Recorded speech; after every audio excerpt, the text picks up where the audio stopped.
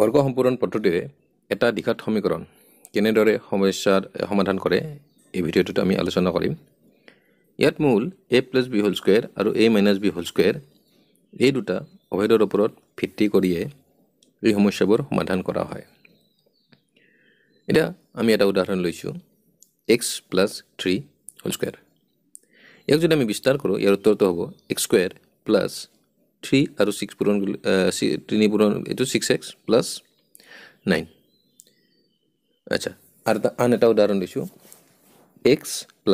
5² ইয়াৰ উত্তৰটো হ'ব x² + 10x + 25।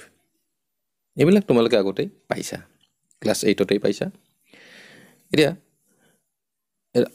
এইটোক যদি মই এনেদৰে লিখোঁ x² + 6x + 9, ইয়াত 6 আৰু 9 সম্পৰ্কটো চাবা। 6 আধা 3 আৰু 3ক বৰ্গ কৰিলে 9 পোৱা যায়। গতিকে আমি এইটো লিখিম x + 3²। এতিয়া আন এটা উদাহৰণ লৈছোঁ x² + 10x + 2 25 =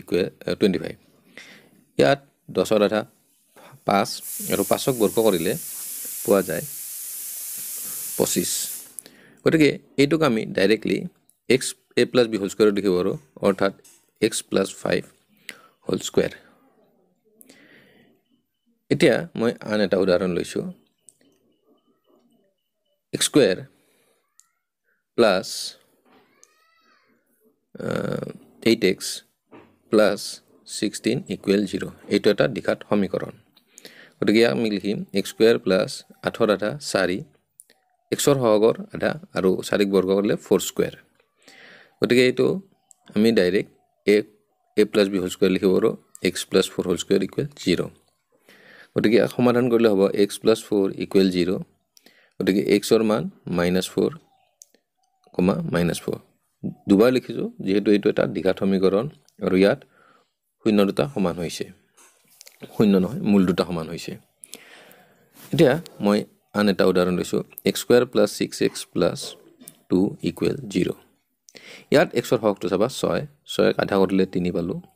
3ক বৰ্গ কৰিলে 9 ওলায়, কিন্তু 9 সংখ্যাটো ইয়াত নাই। গতিকে আমি এই ক্ষেত্ৰত কি কৰিম? a + b² বা a - b² নিব লাগিব। এতিয়া আমি চাম x² + 6x যিহেতু এটা 2 বৰ্গ সংখ্যা নহয়, গতিকে ইয়াক আমি সপক্ষত লৈ গ'লোঁ যিহেতু ইয়াত কাম নাই ইয়াৰ। গতিকে x² + 6x + 6 আধা 3, 3ক বৰ্গ কৰিলে 3² লিখিলোঁ, প্লাছ কৰি দিলোঁ যিহেতু এইটো সমীকৰণ, এইটো ৰাইট ছাইডতো এই একে কামকে কৰি দিলোঁ। এতিয়া x² + 6x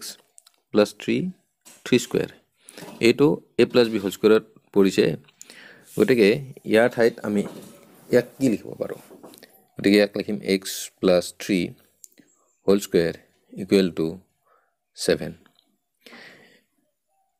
গতিকে x + 3 = ±7ৰ বৰ্গমূল √7। এতেকে ইয়াত xৰ মানহে আমাক লাগে, গতিকে আমি +3টো সপক্ষত লৈ যাম, -3 ± √7। নেক্সট আন এটা উদাহৰণ লৈছোঁ x² + 14x + 5 = 0। ইয়াত আমি চাম x² ৰ সহগবোৰ যাতে 1 থাকে। ইয়াত 14 আধা 7 আৰু 7ৰ বৰ্গ 49, কিন্তু ইয়াত 49 নাই, তাৰ ঠাইত 5 আছে। গতিকে আমি কি কৰিম? 5টোত আমি 5টোক আমি সপক্ষত লৈ যাম, গতিকে ইকুৱেল টু হ'ব -5। গতিকে ইয়াৰ ঠাইত আমি লিখিম x² + 14x, 14ৰ আধা হ'ল 7 আৰু ইয়াক 7ৰ বৰ্গ 7², 14 আধা 7, গতিকে ইয়াত আমি 7² প্লাছ কৰিলোঁ, এইফালেও প্লাছ কৰিলে 7² - 5। এতেকে এইখিনিক আমি বাওপক্ষত আমি হোল স্কুৱেৰত পৰি গ'ল a + b²,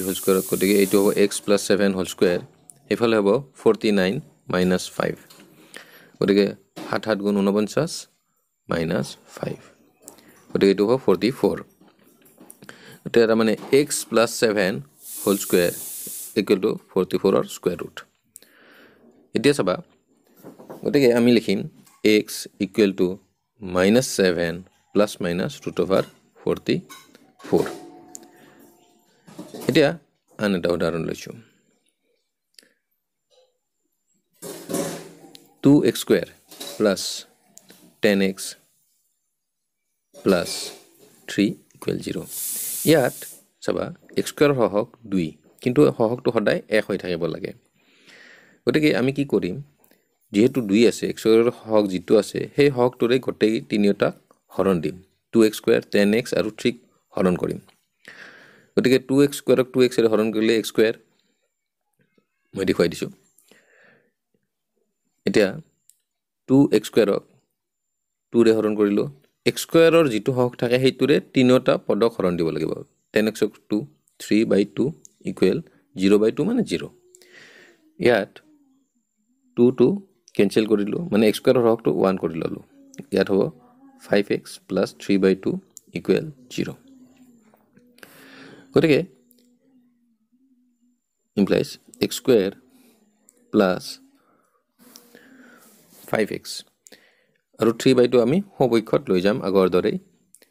প্লাস আছে এগুটো -3/2 হল এতিয়া নেক্সট স্টেপ আমি কি কৰিম চাবা এতিয়া লিখিম x square plus 5x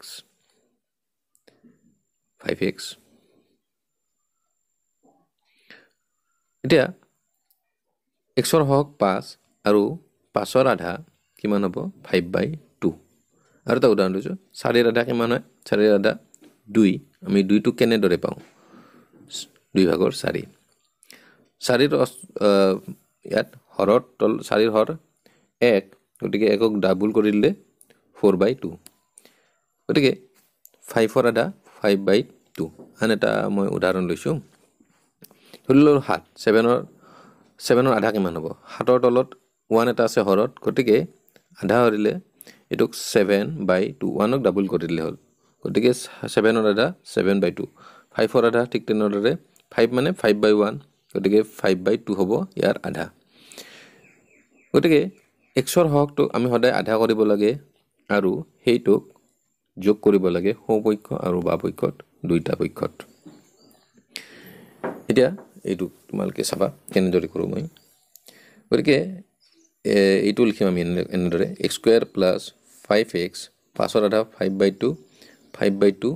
whole square plus কৰি দিলো এইফালে কৰা মানে ৰাইট সাইডটো কৰিলো 5/2 স্কয়াৰ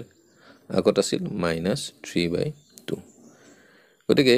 এইখিনি হ'ব a + b হোল স্কয়াৰ মানে x + 5/2 whole square equal to 4/25 - 2/3 গতিকে মই সপক্ষটো সমাধান কৰি লও গতিকে 4 আৰু 2 লসাগু 4 গতিকে 25 হ'ব 2 ৰে 4 হৰণ দিলে 2 গতিকে 2 ৰে 3 পূৰণ হ'ব 2 3 গুণ হ'ব 6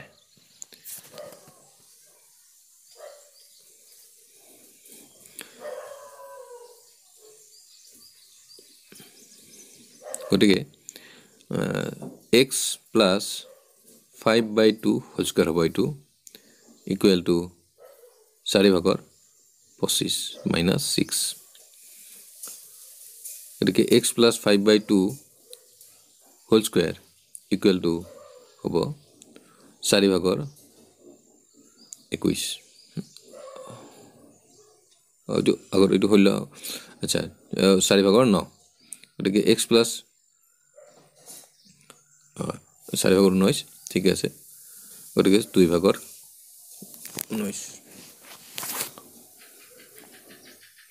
implies x plus x equal to এটো সপক্ষত লৈ গলো 5/2 -5/2 ± 2/√20 and √19 গতিকে এইটো উত্তৰটো হ'ব 2 আৰু 2 লসাগু 2 গতিকে ওপৰত -5 ± √19/2 ইয়াৰ পিছত মই আন কিছুমান উদাহৰণ লম ax² + ax² আমাৰ যেটো দ্বিঘাত সমীকৰণ আছে ষ্টেণ্ডাৰ্ড দ্বিঘাত সমীকৰণ ax square plus bx plus c equal 0 লৈছোঁ ইয়াত প্ৰথমে x স্কয়াৰ হওক a আছে গতিকে a ৰে তিনিটা হৰণ কৰিম এটো হ'ব x স্কয়াৰ ইয়াত হ'ব b by a x plus c by a equal 0 এতিয়া যেটো ধ্ৰুবক পদ c বাই a হেতুক মই ৰাইট সাইডত লৈ যাম গতিকে এটো হ'ব x square plus b by a x equal to minus c by a এতিয়া চাব লাগিল x ৰ হৰকটো x ৰ হৰক আছে ইয়াত b by a x square plus b by a x আৰু b বাই a এৰ আধা মানে এক ডাবল কৰি দিলে হল কি হ'ব b by 2a to whole square plus কৰি দিলো বা বৈকট হো বৈকট প্লাস কৰি দিলো b by 2a whole square minus c by a এটা বা বৈকখিনিক আমি এনেদৰে লিখিব পাৰো a plus b whole square ফৰ্মুলাত যেহেতু ইয়াত তিনিটা প্লাস আছে গতিকে এটো a plus b whole square হ'ব গতিকে x plus b by 2a whole square equal to b square by 4a square minus c by a গতিকে লসাগু হ'ব 4a square ওপৰত হ'ব b square যেহেতু 4 square একে ইয়াত a দিয়ে 4 square হৰণ কৰিলে 4a পোৱা যায় 4a দিয়ে c পূৰণ কৰিলে 4ac minus তাৰমানে কি হ'ব এতে আমি বৰ্গমূল লম বা বৈক্য আৰু হো বৈক্য দুইটা বৈক্যত ইয়াত বৰ্গমূল ললে হ'ব x plus b by 2a এটো হ'ব প্ৰথমে হোল স্কয়াৰ টু লিখি ললো x plus b by 2a whole square equal to b square minus 4ac by 2a 4a square গতিকে x plus b by